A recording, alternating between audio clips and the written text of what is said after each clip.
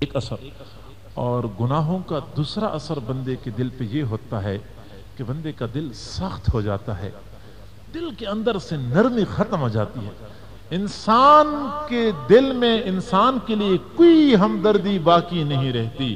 ظاہر میں انسان انسان ہوتا ہے، حقیقت میں وہ درندہ بن جاتا ہے۔ پروردگار ذوالجلال نے ارشاد فرمایا ثم قست قلوبکم من بعد ذلک، پھر تمہارے دل سخت ہو گئے، فہی کالحجارۃ او اشد قسوہ، تمہارے دل پتھروں کی طرح سخت ہو گئے، بلکہ پتھروں سے بھی زیادہ سخت ہو گئے۔ مفسرین کہتے ہیں کہ لوہے کی بات نہیں کی، کیونکہ لوہے کی آگ میں ڈالو تو وہ نرم ہو جاتا ہے، پتھر کو آگ میں ڈالو یہ آگ میں بھی نرم نہیں ہوتا۔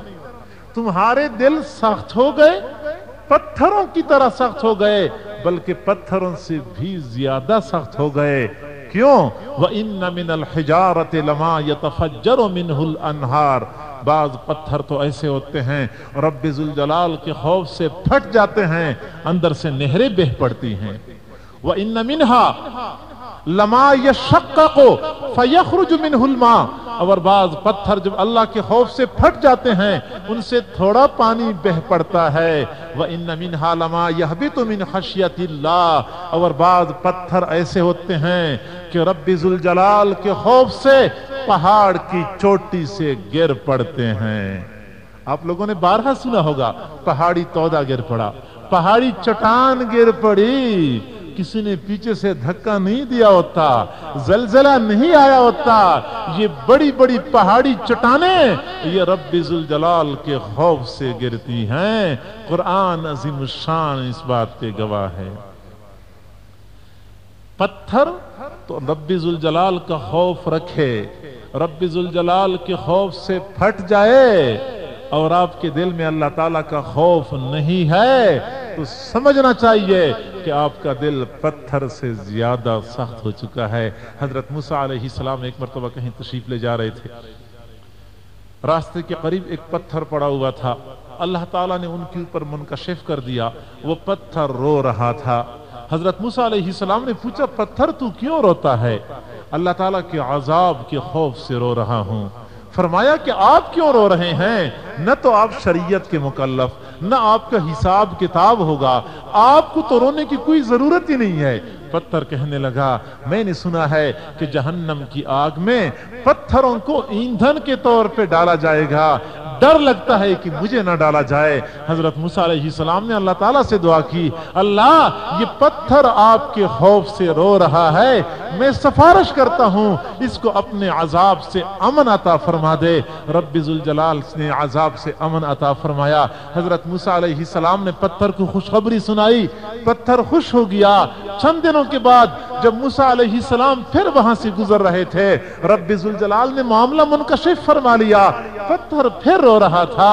پتھر اب کیوں رو رہا ہے؟ اب تو اللہ تعالیٰ نے آپ کو جہنم کی آگ سے چھٹکارا عطا فرمایا ہے۔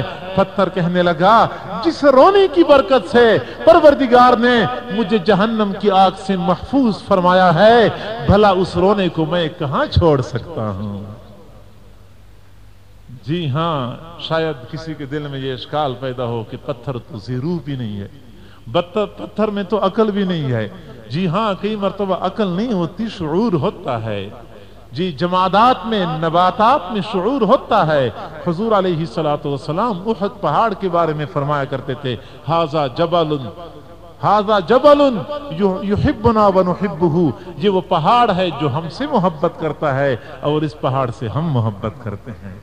یہ پتھر، یہ پہاڑ، یہ محبت بھی کرتے ہیں، یہ خوف بھی رکھتے ہیں۔ تو بندے کا دل اتنا سخت ہو جاتا ہے کہ پتھروں سے بھی زیادہ سخت ہو جاتا ہے، اور پھر حالت یہ ہوتی ہے کہ ظاہر میں انسان، حقیقت میں بندہ درندہ بن چکا ہوتا ہے۔ بلکہ حقیقت یہ ہے کہ آج انسان کو جنگل کے درندوں نے اتنا نقصان نہیں پہنچایا جتنا نقصان انسان کو انسان نے پہنچایا ہے، جتنا نقصان انسان کو انسان نے درندگی کی انتہا ہو جاتی ہے۔ مجھے ایک آدمی نے ایک مرتبہ بات کی کہ آج کا انسان کتنا ترقی کر چکا ہے۔ اور کہاں سے کہاں تک پہنچ گیا، تو اس نے ایٹم بم ایجاد کر لیا، اس نے ایسی میزائل ایجاد کر لیے۔ میں نے کہا آپ مجھے یہ بتائیں کہ یہ میزائل جو ایجاد کیے یہ چیتوں کو مارنے کے لیے ایجاد کیے ہیں، یہ سانپوں کو مارنے کے لیے ایجاد کیے ہیں، یا انسان کو مارنے کے لیے ایجاد کیے ہیں؟ اس انسان نے انسان کے اوپر کون سا احسان کر لیا ہے؟ اور واقعی حالت یہی ہے۔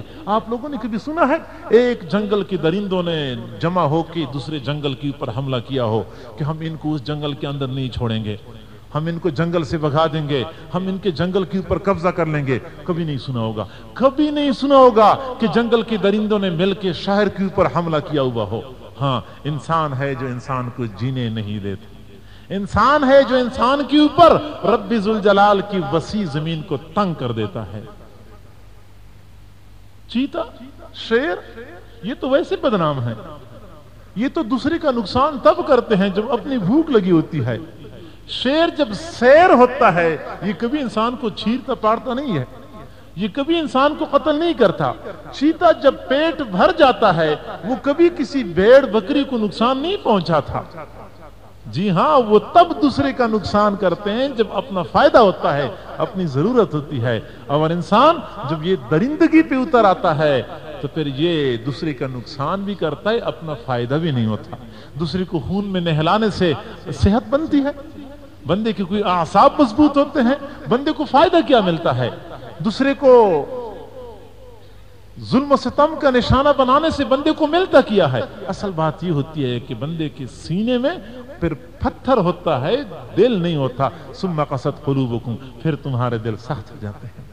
تو دوسرا اثر کہ انسان کا دل گناہوں کی وجہ سے سخت ہو جاتا ہے۔ گناہوں کا تیسرا اثر بندے کے دل پہ یہ پڑتا ہے کہ دل زنگ آلود ہو جاتا ہے۔ جی ہاں، لوہے کو زنگ لگتا ہے، جس طرح لوہے کو زنگ لگتا ہے اس طرح یہ دل کو بھی زنگ لگتا ہے۔ بخاری شریف کی روایت ہے، حضور علیہ الصلوۃ والسلام نے فرمایا جب کوئی بندہ گناہ کرتا ہے اس کا اثر یہ ہوتا ہے کہ دل کے اوپر سیاہ نقطہ لگ جاتا ہے۔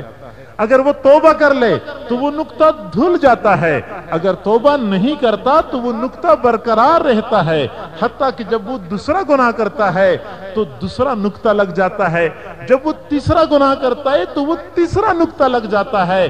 یہ نقطے لگتے لگتے دل مکمل سیاہ ہو جاتا ہے۔ اور پھر حضور علیہ الصلوۃ والسلام نے فرمایا ایسے سیاہ دل کے بارے میں پروردگار قرآن پاک میں ارشاد فرماتے ہیں کلا بل ران علی قلوبہم ما کانوا یکسبون، ان کے دلوں کے اوپر ان کے اعمال نے زنگ لگایا ہوا ہے۔ دل زنگ آلود ہو جاتا ہے بار بار گناہ کرنے سے، بار بار گناہ کرنے سے۔ جب دل کے اوپر زنگ کی تہ چڑھ جاتی ہے پھر حق قبول کرنے کی صلاحیت ختم ہو جاتی ہے۔ معزز سامعین، انسان کی یہ عام کمزوری ہے کہ وہ گناہ کرتا ہے۔ بری بات ہے، گناہ نہیں کرنا چاہیے، لیکن اگر بتقاضائے بشریت کبھی گناہوں کا صدور ہو جائے تو بندے کو اس وقت تک چین نہ آئے جب تک کہ وہ توبہ کر کے اس گناہ کے داغ کو دھو نہ ڈالے۔ اور اللہ والوں کا یہی طریقہ رہا ہے کہ پہلے تو وہ گناہ کرتے نہیں تھے، اگر کبھی گناہوں کا صدور ہو جاتا تو پھر ان کی نیند اڑ جاتی تھی، گھر میں سکون نہیں ملتا تھا، دکان میں وہ مطمئن نہیں ہوتے تھے۔ وجہ کیا ہے؟ استاد ناراض ہو جائے شاگرد پریشان ہو جاتا ہے، خاوند ناراض ہو جائے بیوی پریشان ہو جاتی ہے، باپ ناراض ہو جائے بیٹا پریشان ہو جاتا ہے، اور رب ذوالجلال ناراض ہو جائے بندہ پریشان نہ ہو تو سمجھنا چاہیے کہ دل زنگ آلود ہو چکا ہے۔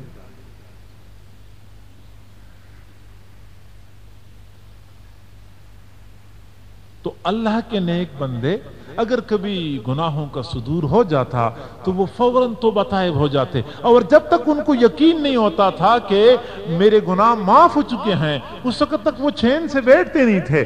حضور علیہ الصلوۃ والسلام کی 3 صحابہ کرام جو غزوہ تبوک میں نہیں جا سکے، حضور بھی ناراض تھے، اللہ تعالیٰ بھی ناراض تھے، وہ اتنے پریشان ہو گئے۔ پروردگار ذوالجلال نے قرآن پاک میں ان کی قلبی کیفیت کو بیان فرمایا ہے، وَضَاقَتْ عَلَيْهِمُ الْأَرْضُ بِمَا رَحُبَتْ، زمین اپنی کشادگی کے باوجود ان کے اوپر تنگ ہو گئی تھی. یہ بندے کی کیفیت بن جاتی ہے. اور آپ علیہ الصلوۃ والسلام نے فرمایا کہ مومن بندہ اگر کبھی گناہوں کا صدور ہو جائے یوں محسوس ہوتا ہے جیسے پہاڑ کے اوپر سر کھڑا کر دیا گیا ہو, سر کے اوپر پہاڑ کھڑا کر دیا گیا ہو. چھت کمزور ہو, بندے کو کمرے کے اندر نیند نہیں آتی, چھت گر جائے گی, ایسا نہ ہو میرا نقصان ہو جائے.